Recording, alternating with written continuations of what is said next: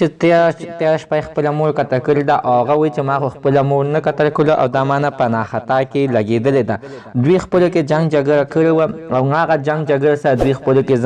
شور هم ساز کړی او ما ویل چې هوایي ډزې به وکړم او دا شور به ختم شي. او مینهوالو نورو څه ویلي ټول معلومات زه تاسو ته په دې ویډیو کې درکوم. د دې ویډیو نه مخکې زه تاسو ته دا یادګینه وکړم تاسو کو چېرې زموږ په دې سوپر کلیک چینل کې نه وي وی او چینل هم نه وي سبسکرایب کړی مهرباني وکړئ زموږ همدا چینل درسره سبسکرایب کړئ خوا کې ورسره د ټلۍ نشان ووهئ چې هر یوه نوي معلوماتي ویډیو تاسو ته په اسانۍ باندې در ورسي. چې تېره شپه د زلزلې په شپه باندې خپله مور ډېره بېدردۍ سره قتل کړې وه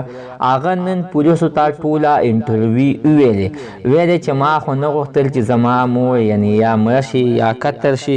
ما خو غوښتل چې دوی خپلو کې جنګ جګړه ختمه کړي دوی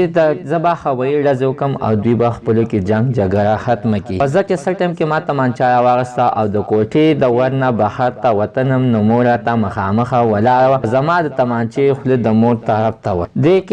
کې ډز شو چې ډز شو نو په ما باندې سترګې توره شولې او دې کې مې مور